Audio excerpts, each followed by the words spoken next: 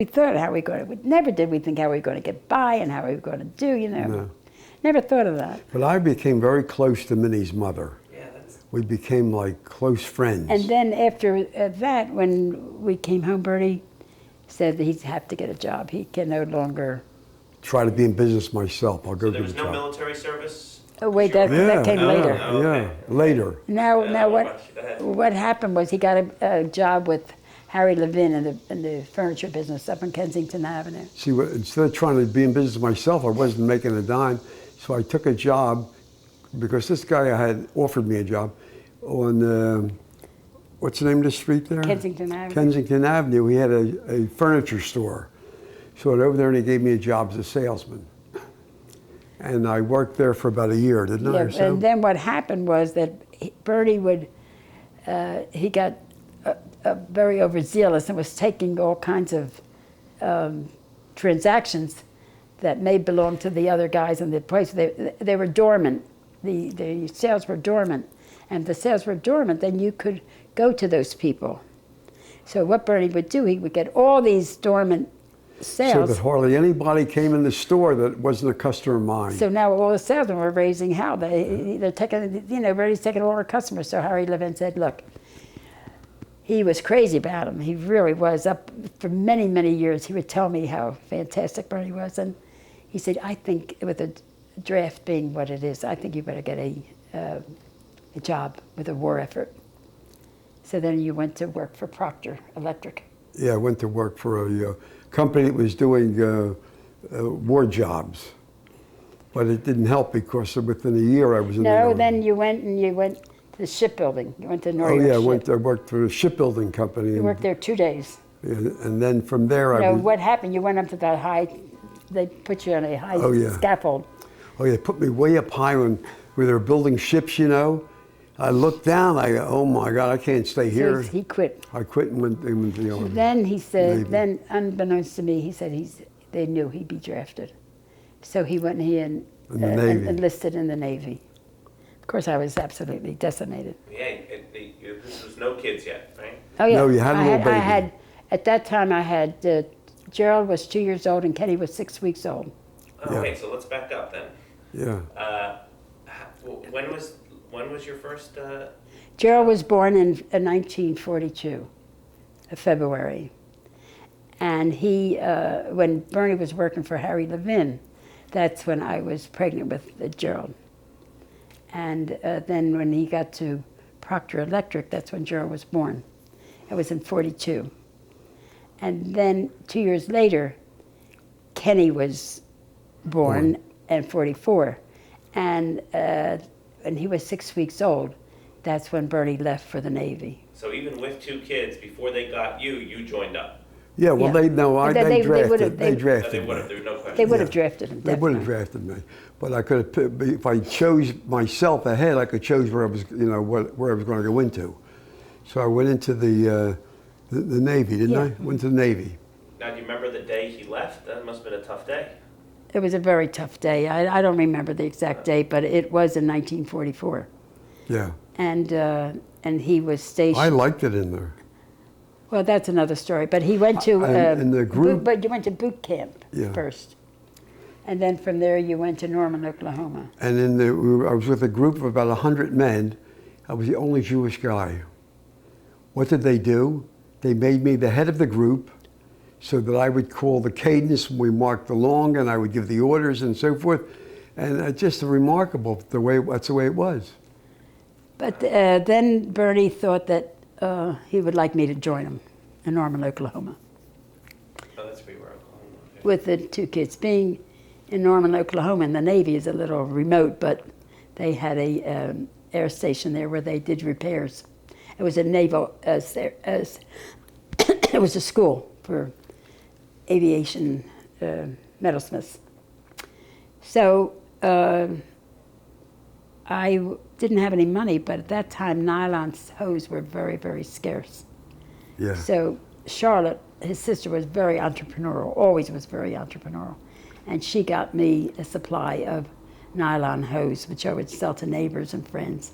And I was able to save enough money to go out. Then he went door to door selling the nylon hose to get enough money to go travel out to be with, Norman, Oklahoma, where I was stationed. And she that did it. was an experience, having two little children, 2 years old and 6 weeks And old. she did it. How'd you get out there, by bus? No, Plane? train. Train? And I had enough money to get a little roomette. And when I got to Chicago, they bumped me for a lieutenant and took me out of the roomette and stuck me in the coach. Oh, it was jolly. Gerald had a little impetigo, and Kenny had diarrhea, and oh, it was quite a trip. God. Anyhow, but Bernie met me at the train station, which was in the middle of the street. And they had no train station, a little cubby hole. And we lived in Mrs. Dupree's We got a room house. in a woman's dining room. Because I went around trying to find a place, and I met this woman. It was very unusual. And she was talking and telling stories, and I realized she was Catholic as she was talking, and it was very unusual in that town. So I said, you know, we have something in common. What's that? I said, well, you're Catholic and I'm Jewish. Oh, yeah? So as a result, she let me rent a room where we could live. So I rented her living room, didn't Dining I? room. Her dining room. And we put the beds And in she there. said, no cooking privileges. No cooking, but the second day Minnie was there, she was in the kitchen cooking the food for the kids, and And the third day, she was taking a bath with she was little, bathing. By the third day, the woman was bathing the two kids kids. herself, which was very unusual. That So it was in a little town, Norman, Oklahoma. But I must tell you that my brother Fritz, who was, as I say, third in command, the eldest, he was traveling for the fish business at the time. Wherever I was whether he was in any place, New Orleans or Mobile, Alabama, he would always take a shortcut to Norman, Oklahoma to see us. And when he got to Norman, and he wasn't making that much money at the time, but he said to Bernie, look, Bernie, I'm going to give you $100. Going to give Minnie $100 every month. So in those days, it would be like if you said $1,000 a day, because he was just working. And every month, he gave Minnie $100 with the two kids. It was really a lifesaver. Lifesaver for us. Yeah, I never forgot and that. And he was always wherever we were. Then after that, when we went to Pensacola, Florida, my mother-in-law did come to visit us in Norman, Oklahoma, and she was very, very busy. And then we went to Pensacola, Florida. Bernie was stationed there, which was really he was never on a ship. He was in the Navy and never on a ship. I was in the Navy and never on a ship and never left the country. You're very fortunate. So we were very lucky. blessed. Were you a specialist, or? No, he was No. he was a apprentice seaman started, and then he became a petty officer or something. But he was, they would take tests in the aviation metalsmiths. When it came to academically, to get the test done, when they would write it out, he would absolutely get everything right. When it came time to physically do the job, he absolutely I would screw up. He couldn't do it. And there was a very lovely guy from Tennessee. Could hardly understand what he was saying. And he worked at a war plant before he went into the Navy. And he would go backwards and finish up what Bernie was doing. And when it came to academically, he never got above apprentice seaman. And you know, in our group in the Navy, I was the only Jewish guy. They made me the head of the group and everything else. And not only that, even when the war was over, invariably one of the guys would come from Ohio or wherever they lived to visit with us because we were friends. And they came from different places to visit with us just because we were just friends. When we lived in Navy Point, which was in Pensacola, Florida, Bernie got this house, which was also a very good story. This very, very lovely couple from Illinois. His lieutenant was head of housing. And he said to Bernie, we're going to go get a house over in Navy Point. He said, why don't you come with us? You have nothing to do. So Bernie went with them, and his wife's name was Skis. They had no children. And I had known them in Norman, Oklahoma.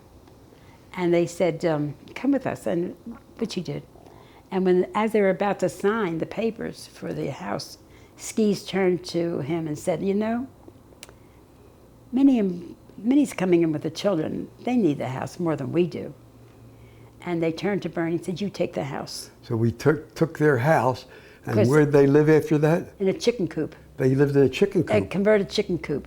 And of course she got pregnant 9 months later and had her baby. We were paying the same thing they were paying for that. We had their house, their whole house, the one that they had, but they turned it over to me, and all they could get to rent, because there's so many Army Navy guys down there, was a chicken coop.